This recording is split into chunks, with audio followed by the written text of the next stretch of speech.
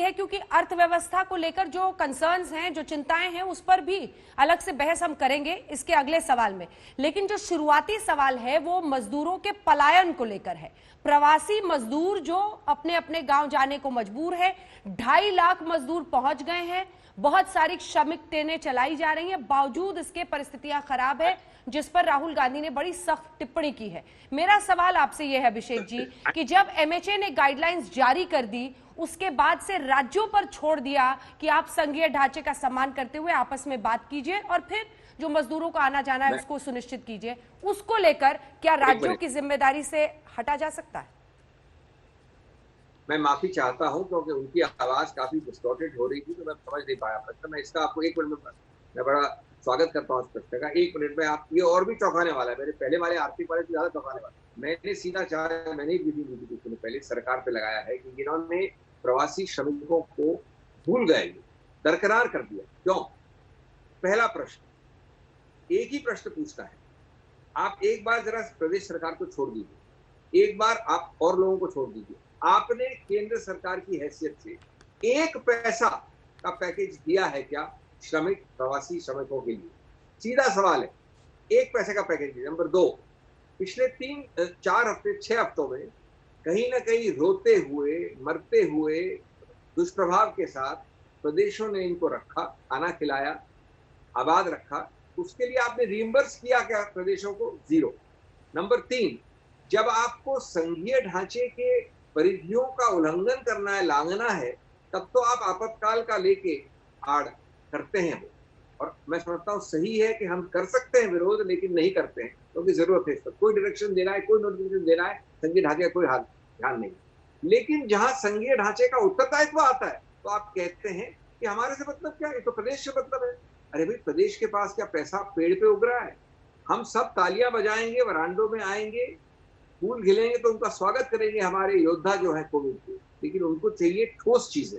आज जो आप इतनी बात कर रहे हैं, ट्रेन का कंट्रोवर्सी छोड़ दीजिए, क्या ये जो गरीब प्रदेश है और सब प्रदेश बीजेपी के हो या कांग्रेस के हो, चीफ मिनिस्टर्स कॉन्फ्रेंस में रो रहे हैं, हमको रिएम्बर्समेंट दीजिए, हमको फिजिकल इंजेक्शन दीजिए, हम कैसे रखेंगे?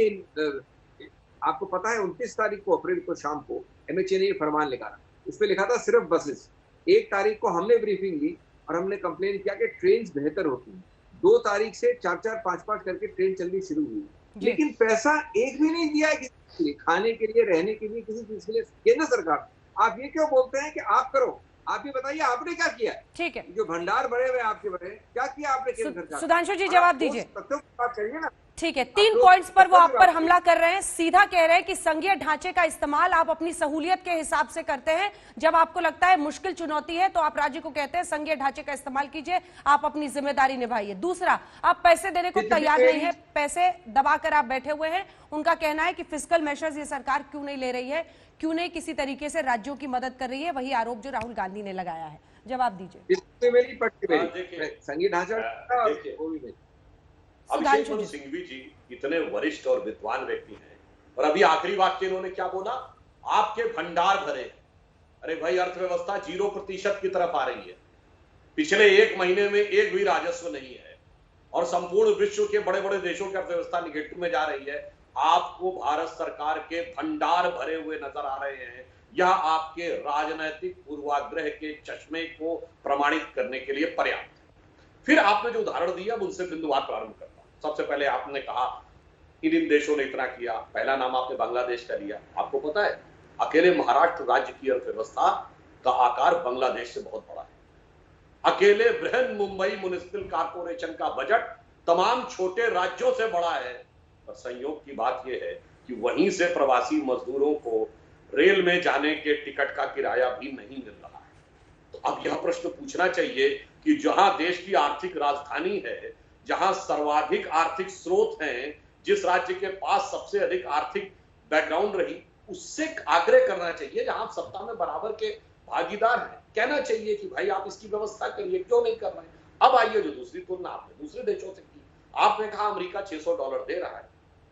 जब हम भारत में उसकी तुलना करते हैं, आप विद्वान व्यक्ति हैं, निश्चित रूप से आपको पता होगा, जिसे कहते हैं paying power parity domestic market, यानी जब पैसे की तुलना की जाती है तो भारत के आंतरिक बाजार में जब हम इस बात की चर्चा करेंगे कि कितना खर्चा होता है, तो ये $1 बराबर 70 रुपए से नहीं होगा। ये भारत के आंतरिक मार्केट में वो एक अलग रेशियो होता है। जैसे उदाहरण के लिए अमेरिका में $1.5 की पानी की बोतल मिलती है, तो भारत में 100 रुपए की नहीं मिलती, भारत में 10 या 12 रुपए की मिलती है, तो वो 3 या 4 गुना आता है। यानी अमेरिका कितना दे रहा है, भारत के हिसाब से मानिए तो बमुश्किल 2000 कुछ रुपए दे रहा है। हम 500-500 रुपए दे चुके हैं, और इसके बाद भी 2-2 हजार रुपए की किस्त हम पहले भी दे चुके हैं।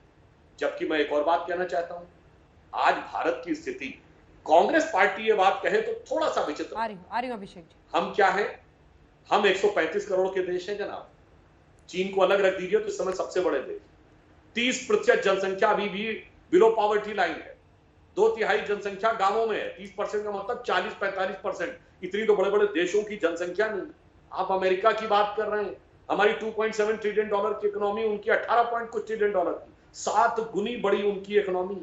उनके पास हमसे 3 गुना बड़ा इलाका, 10 गुने बड़े रिसोर्सेज, और उसके बाद वो $600 दे रहे हैं और हमने 2000 रुपए दिया है। उसके बाद आपको लग रहा है कि नहीं। अब मैं अगली बात पे आता हूं, मजदूरों पे। तो प्रत्यक्ष रूप से 39 करोड़ लोगों को 35,000 करोड़ रुपए से अधिक सीधे दिया जा चुका है।